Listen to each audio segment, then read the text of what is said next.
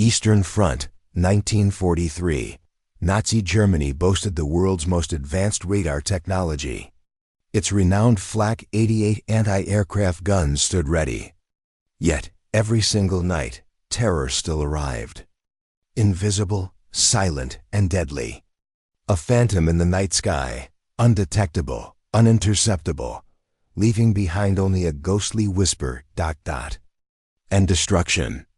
German soldiers called them the Night Witches. These harbingers of dread weren't elite legions or secret super weapons. They were young women flying ancient wooden biplanes. Dismissed, underestimated, but they became Hitler's greatest nightmare. This is the true story of the female pilots who defied fate and turned their greatest weakness into their ultimate weapon. October 1942. The shattered frozen trenches outside Stalingrad. Eastern Front. The cold was a living entity, clawing at the German soldiers huddled in their makeshift dugouts. Corporal Klaus Richter, huddled low over a weak fire, was trying to ignore the omnipresent dread of the Soviet artillery. But tonight, the fear came from above. The night was absolute zero, starless, moonless, and silent. The only sound was the sporadic guttural cough of a distant machine gun. A grim punctuation mark in the vast, unforgiving silence. Suddenly, a sound, faint and high-pitched, like a giant sheet ripping through the canvas of the sky. Then, that distinct, sickening noise, a soft whispering, whoosh-whoosh sound, like a massive broom sweeping the air. Klaus's blood froze. He gripped the worn stock of his Mauser K98 rifle, his knuckles white. Every man in the dugout knew that sound. They had heard it before, and it heralded only terror. Before anyone could shout a warning, a sharp metallic whistle descended, followed by an earth-shattering detonation. Crump, the ground bucked violently. A shower of frozen earth and shrapnel rained down. Screams erupted from the German encampment 50 yards away, where the mess hall had been moments before. Chaos exploded. Officers scrambled, shouting into radio microphones, their voices raw with terror and frustration, their breath clouding in the sub-zero air. Alarm! Alarm! Die Nachwechseln! The German calls echoed across the snow-covered field, carried on the cruel wind. The Night Witches! They're back! The terror wasn't born of the bomb itself, though its destructive power was undeniable. It was born of the manner of the attack. These phantom planes were impossible to detect on the radar sets of the flak anti-aircraft batteries that dotted the landscape. The German troops knew, with cold certainty, that the terrifying force that hunted them in the darkness wasn't some new superweapon, some secret prototype from Moscow. No, it was a group of women flying outdated wooden Polikarpov Po-2 biplanes, a plane made of canvas and plywood, slower than a tank division on the move, and so fragile that a single machine gun round could ignite its whole structure. The very idea of women pilots on the front lines was a shocking absurdity to the German high command, an affront to their masculine war machine. Yet here they were, proving to be the most persistent, maddening, and effective scourge the Wehrmacht faced nightly. For these young Soviet women, flying into the teeth of Nazi power wasn't a choice, but a desperate, burning necessity. June 1941. The vast fertile plains of western Russia. The summer air hung heavy, but the tranquility was an illusion. Suddenly, the sky darkened, not with clouds, but with the menacing silhouettes of hundreds of German bombers and fighters. Operation Barbarossa, Hitler's brutal invasion of the Soviet Union, had begun. Across a front stretching thousands of miles, the roar of engines, the crackle of gunfire, and the screams of the innocent tore through the morning silence. Millions of Soviet citizens from every walk of life immediately answered the call to defend their motherland. Among them were thousands of women, their hearts burning with patriotism and a fierce desire to serve in combat roles. One such woman was Marina Raskova, a name already legendary in Soviet aviation. A celebrated record-setting aviator, navigator, and one of the few women to hold a high command rank in the Soviet Air Force, Reskova understood the untapped potential of her country's women.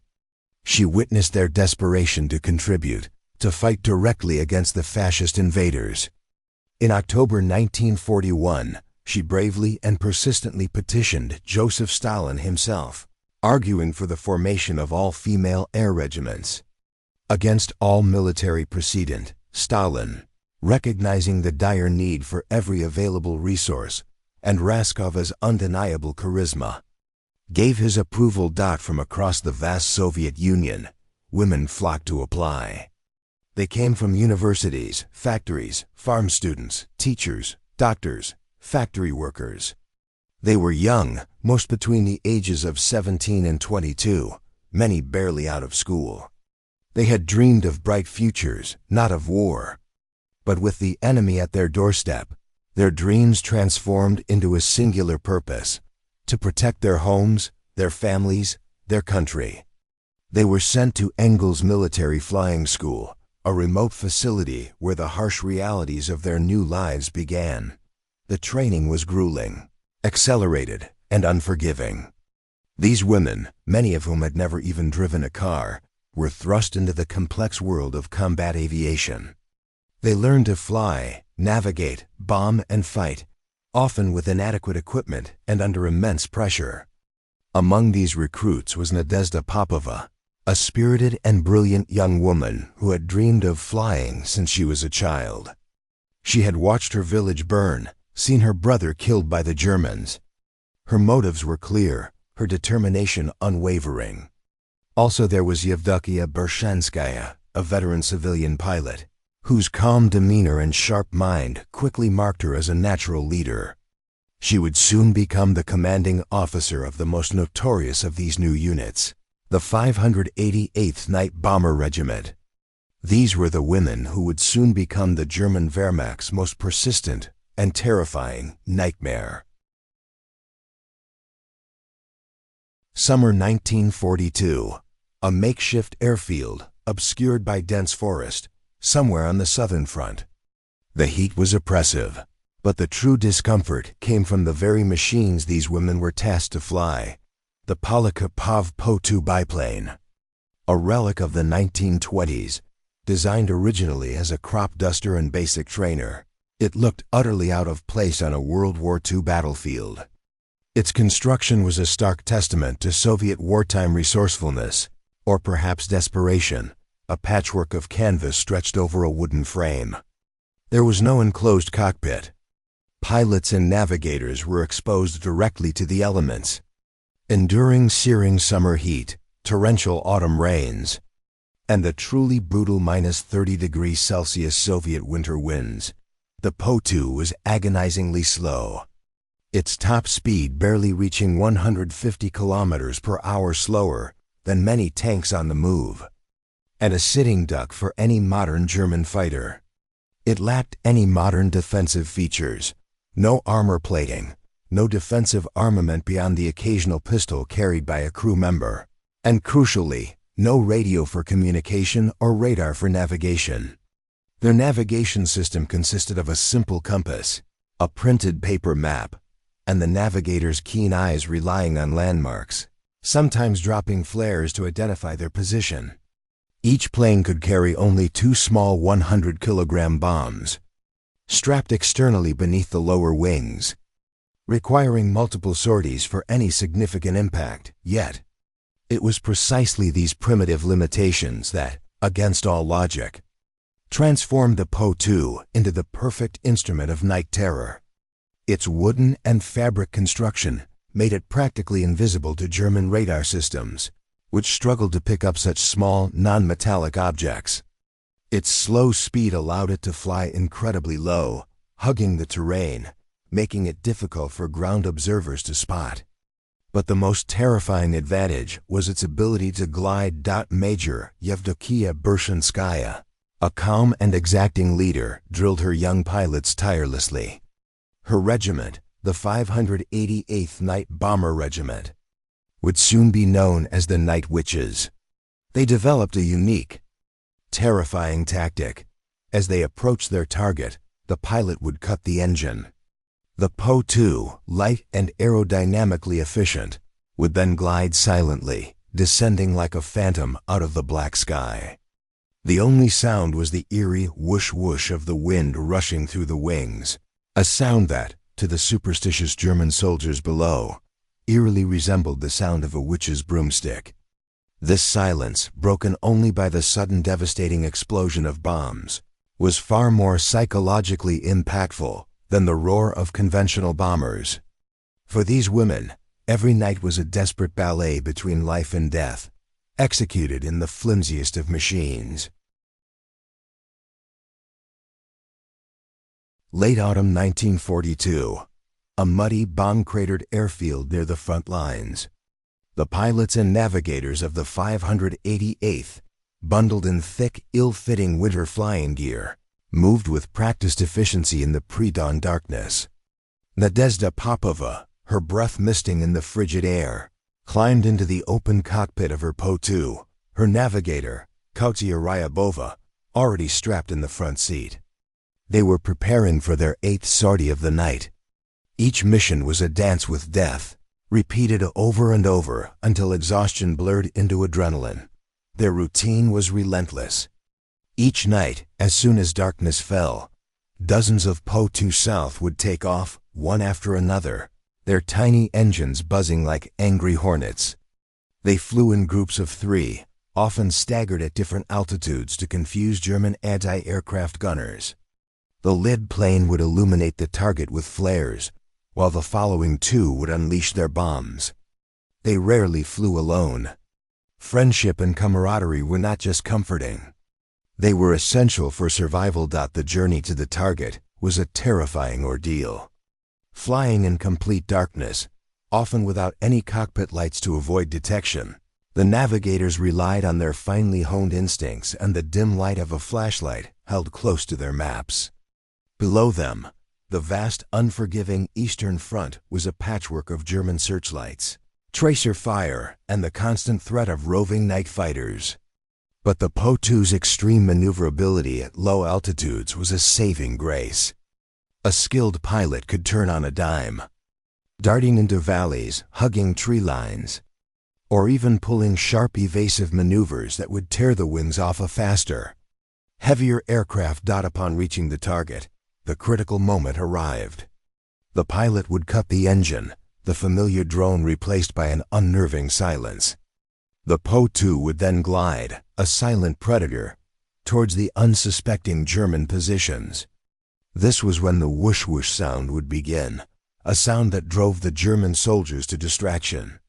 A quick, precise drop of their 2 small bombs. A sudden burst of explosions, and then, the engine roaring back to life as the pilot pulled up sharply, gaining altitude to escape the flak that inevitably erupted from the ground. Then, the dangerous journey back to base, often under a hail of German tracer fire. The pilots peering into the blackness for their dimly lit landing strip. On average, each crew of the Night Witches flew between 8 and 18 sorties every single night, sometimes even more.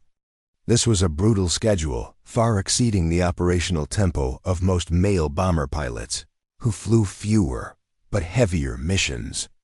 The cumulative toll was immense: mental exhaustion, frostbite, constant fear, but the women pressed on. Winter 1943. A German listening post near the Kerch Strait. A radio operator, shivering despite his heavy uniform, strained to pick up any unusual sounds. German anti-aircraft crews, operating sophisticated Flak 88s, were constantly on edge. They had powerful searchlights and acoustic locators, but time and again, these primitive Soviet biplanes slipped through their defenses. The very absence of a radar signature, the silent approach, the sudden explosion, and then the mysterious disappearance, it was utterly maddening. For the German soldiers, there was no logical explanation for these nightly visitations, no rational enemy to fight. Their fear twisted into something primal, superstitious. The whoosh-whoosh sound, carried on the frigid night air, became legendary, whispered in foxholes and debated in officers' messes. It was the sound of something unholy, something ethereal. The German troops, steeped in folklore and desperate for an explanation, started calling them Die Nachtwechseln, the night witches. The name spread rapidly, becoming a psychological weapon in itself. It implied something inhuman, a demonic force that preyed on them under the cover of darkness. They weren't just bombing. They were haunting. The German High Command, initially dismissing the idea of female pilots as Soviet propaganda or a desperate last resort, quickly realized the severity of the threat. These night witches were not only causing significant material damage, hitting supply depots, barracks, and even occasionally disabling tanks, but more importantly, they were destroying morale. German soldiers were sleep-deprived for months, constantly expecting the eerie whisper, the sudden explosion. The psychological impact was devastating. Adolf Hitler himself, infuriated by the persistent attacks and the humiliation of his technologically superior forces, being terrorized by such primitive aircraft, allegedly issued a direct order. Any Luftwaffe pilot who successfully shot down a night witch aircraft would be immediately awarded the Iron Cross. This extraordinary decree underscored the depth of German frustration and the respect, albeit grudging and terrified, that these young Soviet women had earned. To be considered worthy of such a prestigious award for downing a mere Po-2, a training biplane, highlighted the psychological hold the night witches had over the mighty Wehrmacht. They were not just soldiers. They were an enigma, a terror, proving that courage and ingenuity could overcome overwhelming technological disparity. Spring 1943. A rare moment of daylight on the airfield. Among the ranks of the 588th Night Bomber Regiment, individual acts of bravery and sheer endurance became legendary. Major Yevdokia Bersinskaya, the regiment's unwavering commander, was the stoic heart of the unit. Nicknamed Mama Bershanskaya by her girls, she demanded absolute discipline and perfection, but her care for her pilots was evident in every decision. Under her leadership, the regiment performed over 23,000 sorties throughout the war, dropping 3,000 tons of bombs, a staggering achievement for such a force. One of her most celebrated pilots was Nadezhda Popova. With her bright smile and indomitable spirit, Popova embodied the defiance of the night witches. Her Po-2 was shot down nearly 3 times. She survived countless harrowing encounters with German night fighters, yet she always returned, often covered in soot and adrenaline, ready for the next mission. By the end of the war, Popova had flown an astonishing 852 combat sorties, a testament to her skill and sheer force of will. She saw her plane riddled with bullet holes more times than she could count, but somehow she always brought it home. Then there was Irina Sabrova, a quiet, unassuming woman whose gentle demeanor belied her ferocity in the air. Sabrova was the first in the regiment to reach 1,000 combat sorties, setting an unprecedented record that spoke volumes about her endurance and dedication. Her ability to navigate and bomb with pinpoint accuracy, night after night, made her a legend among both her comrades and the terrified enemy. The bond between pilots and navigators was particularly profound. Often, they were inseparable, forming partnerships that transcended mere teamwork. Katia Ryabova and Natasha Mechlin were one such pair, flying together on hundreds of missions. Their mutual trust and understanding were vital for survival, navigating treacherous skies, facing death side by side, and often sharing a single sleeping bag in the freezing dugouts when they returned to base. Their stories, and those of many others, spoke of an unbreakable sisterhood forged in the crucible of war, friendships that sustained them through unimaginable fear and loss, making every successful mission a shared triumph, and every lost comrade a shared heartache. These young women, many of whom had been studying literature or teaching children just months before, had become hardened warriors, symbols of Soviet defiance, achieving feats that few men, let alone women, could ever have imagined. Mid-1943, the Battle of Kursk, a pivotal turning point on the Eastern Front. While the massive tank battles raged below, the Night Witches continued their silent, deadly work. Their small, unassuming bombs, though not capable of crippling an entire panzer division, played a crucial strategic role. They relentlessly targeted German ammunition depots, supply trains, barracks, and command posts behind the lines. Every hit, every explosion, disrupted enemy logistics, destroyed vital equipment, and most importantly, contributed to the systematic erosion of German morale. They were a constant, irritating thorn in the side of the Wehrmacht, a perpetual headache that refused to go away. The Night Witches' contributions went far beyond mere bomb damage. Their nightly operations forced the Germans to keep anti-aircraft batteries manned and searchlights scanning the skies, diverting resources and manpower that could have been used elsewhere. They were instrumental in providing close air support during critical Red Army advances, often flying ahead of ground troops to soften up enemy positions or illuminate targets for heavier bombers. Their 23,000 completed sorties meant that for every hour of darkness, somewhere on the Eastern Front, a Night Witch was flying, bombing, and sowing fear. They didn't just operate in one sector. The 588th Night Bomber Regiment moved with the front lines, supporting major Soviet campaigns from the Caucasus Mountains to the liberation of Belarus and Poland. Their persistence made them one of the most operationally active and effective regiments in the entire Soviet Air Force, if not the entire war.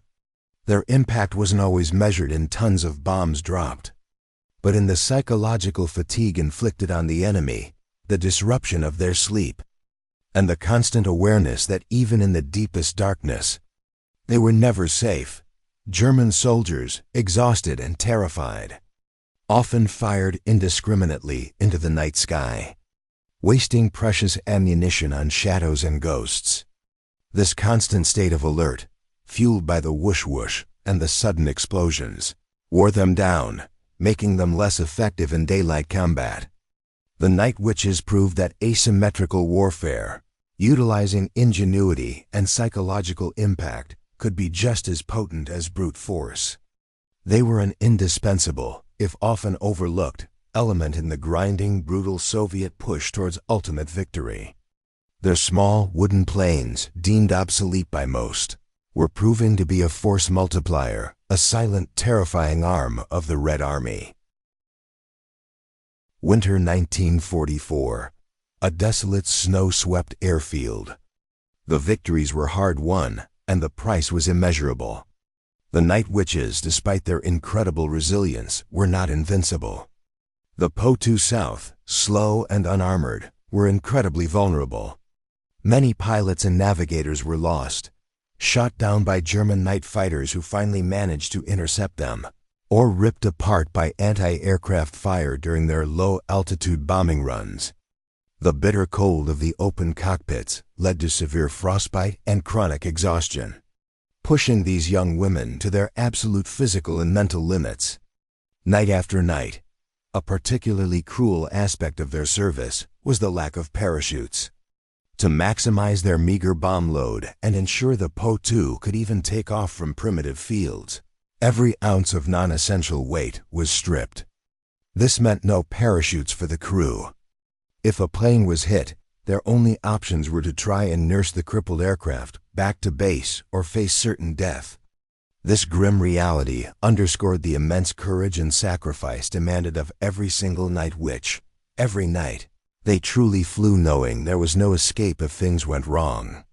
For every successful mission, there were heartbreaking nights when planes simply didn't return, leaving behind empty bunks and silent tears. By the end of the war, 32 of the Night Witches had made the ultimate sacrifice, killed in action. Many more suffered severe injuries, both physical and psychological. They endured the same horrors as any frontline soldier, yet their contributions were often downplayed or, romanticized as a unique novelty rather than recognized as vital military service. After the war, with the world eager to move past the devastation, the remarkable story of the night witches faded into the shadows.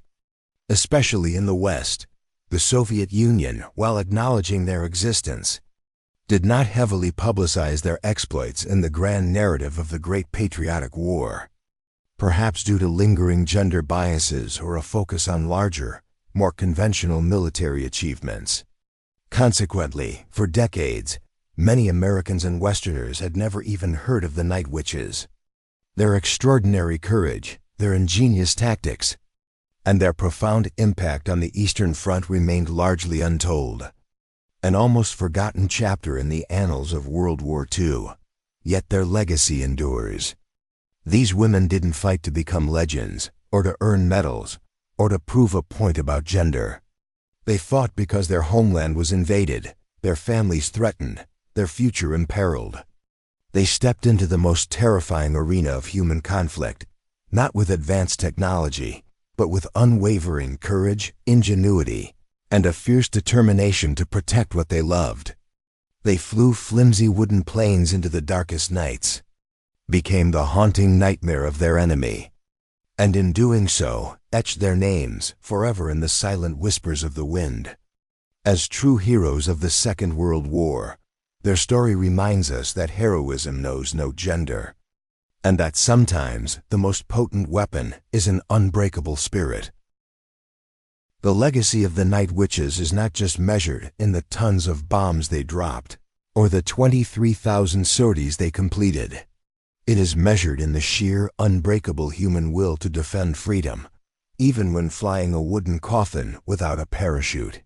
They were ordinary young women who became an extraordinary nightmare for the forces of fascism, ensuring their homeland survived. They are the heroes history almost forgot. If you found the story of the 588th Regiment compelling, remember to like this video to help their incredible story reach more people. Subscribe to our channel for more deep dives into the untold chapters of World War II history.